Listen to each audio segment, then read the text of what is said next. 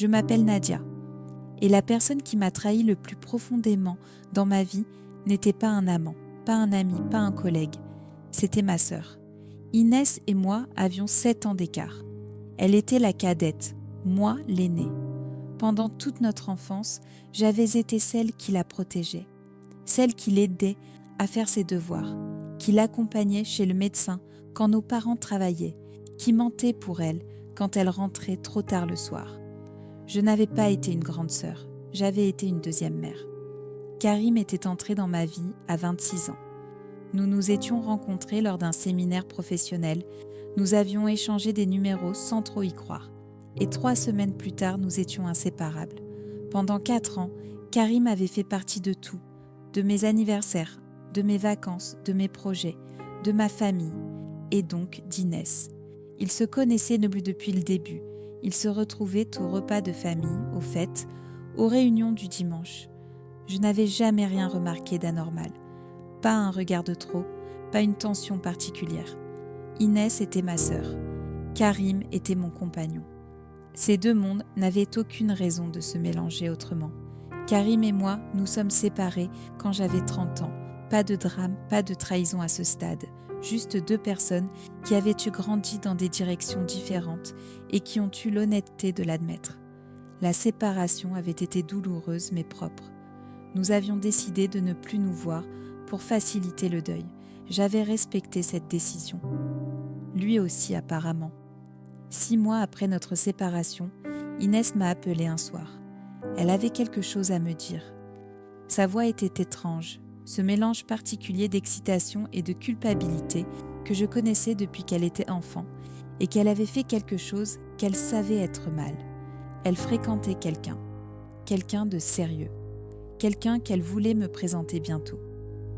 J'ai dit que j'étais contente pour elle, que j'avais hâte de le rencontrer. Elle n'a pas dit son nom ce soir-là. 3 semaines plus tard, lors d'un déjeuner familial chez mes parents, j'ai compris pourquoi. Karim est entré dans le salon de mes parents comme s'il y avait toujours été chez lui. Il tenait la main d'Inès. Il m'a regardée avec une expression que je n'oublierai jamais, un mélange de gêne sincère et d'une sorte de défi silencieux. Le silence qui a suivi n'a duré que quelques secondes. Mais ces quelques secondes ont contenu plus d'informations que toutes les conversations des mois précédents. Mes parents savaient. Je le lisais sur leur visage. Ils savaient et ils n'avaient rien dit. J'ai serré la main de Karim. J'ai embrassé ma sœur. J'ai mangé avec eux pendant 2 heures en souriant. Et en rentrant chez moi ce soir-là, j'ai pleuré comme je n'avais pas pleuré depuis des années. Pas à cause de Karim. L'amour que j'avais pour lui s'était éteint naturellement, sans violence. Ce n'était pas lui qui me brisait. C'était le calcul, la préméditation. Le fait qu'Inès avait attendu 6 mois, pas par respect pour moi, mais pour que ça paraisse plus acceptable. Le fait que mes parents avaient été mis dans la confidence avant moi. Je me souviens d'un détail précis qui m'a longtemps obsédée. 2 semaines avant ce déjeuner, Inès m'avait appelé un soir pour me demander mon avis sur une robe. Une robe pour une occasion spéciale, disait-elle. Elle m'avait envoyé une photo. J'avais passé 20 minutes à lui donner mon avis sincère, la couleur, la coupe, ce qui l'avantagerait. Je l'avais aidée à choisir sa tenue pour le jour où elle allait me présenter l'homme avec qui elle me trahissait. J'ai mis du temps à décider si c'était cruel ou simplement humain. J'ai finalement opté pour humain. Les gens font des choses terribles en continuant à avoir besoin des personnes qu'ils blessent. Ce n'est pas une excuse, c'est juste la vérité.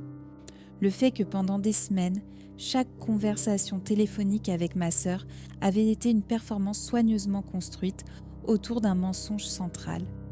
J'ai pris ma décision cette nuit-là. Pas une décision de colère, une décision froide et calculée. Je n'allais pas disparaître. Je n'allais pas faire une scène. Je n'allais pas donner à qui que ce soit le spectacle de ma douleur. Mais je n'allais pas non plus faire semblant que tout allait bien. Les mois qui ont suivi ont été une leçon de patience que je ne savais pas capable de m'imposer. Je continuais à voir ma famille normalement. Je répondais aux messages d'Inès. J'assistais au repas du dimanche. Mais quelque chose avait changé dans la façon dont je regardais les choses. J'avais commencé à observer. Et en observant, j'avais commencé à voir des choses que l'amour familial m'avait rendu aveugle. Inès avait toujours eu une façon particulière de gérer l'argent, ou plutôt de ne pas le gérer. Des dettes jamais vraiment avouées, des emprunts discrets à mes parents, des situations financières floues qu'elle minimisait avec ce talent qu'elle avait pour rendre les choses graves légères. Pendant des années, j'avais fermé les yeux parce qu'elle était ma petite sœur et que les petites sœurs ont le droit de se chercher. En observant plus attentivement, j'ai réalisé que la situation était beaucoup plus grave que ce que j'imaginais. Inès avait contracté des dettes importantes, pas auprès de nos parents cette fois, mais auprès d'établissements financiers. Des crédits à la consommation, des découvertes chroniques, une situation qui s'était dégradée sur plusieurs années. Et Karim, visiblement, ne savait pas tout. Je ne suis pas allée voir Karim pour lui dire ce que je savais. Ce n'était pas mon rôle et ce n'était pas ce que je voulais. Je ne cherchais pas à détruire leur relation. Ce que j'ai fait est différent. J'ai appelé mes parents, pas pour me plaindre, pour avoir une conversation honnête sur ce que j'avais découvert concernant la situation financière d'Inès. Une conversation que nous aurions dû avoir depuis longtemps, mais que la dynamique familiale avait toujours rendue impossible. Cette conversation a duré 3 heures. À la fin, mes parents ont compris 2 choses. La première, qu'Inès avait besoin d'aide, pas d'argent supplémentaire, mais d'un accompagnement réel pour sortir de cette spirale. La deuxième, que leur silence sur la relation avec Karim avait eu un coût, pas seulement pour moi, mais pour la confiance globale dans notre famille. Mon père m'a demandé ce que je voulais. Je lui ai dit que je ne voulais rien de particulier, juste que les choses soient honnêtes, enfin. Inès a appelé 2 jours plus tard. Elle avait parlé avec mes parents. Elle était en colère d'abord, cette colère particulière de quelqu'un qui se sent exposé et qui cherche à retourner la situation contre celui qui l'a exposé. Je l'ai laissé parler. Je n'ai pas élevé la voix une seule fois.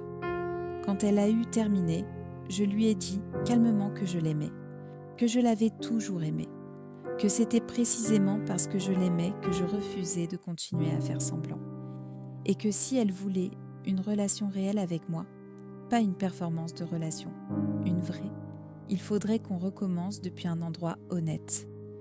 Elle a raccroché. 3 semaines plus tard, elle m'a rappelé. Inès et Karim se sont mariés 1 an et demi après ce déjeuner familial. Je n'étais pas à leur mariage.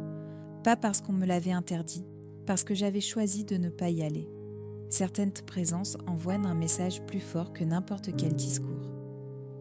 Aujourd'hui, 2 ans plus tard, Inès et moi nous parlons. Pas comme avant, mieux qu'avant. Avec une honnêteté qu'on n'avait jamais eue parce qu'on n'en avait jamais eu besoin.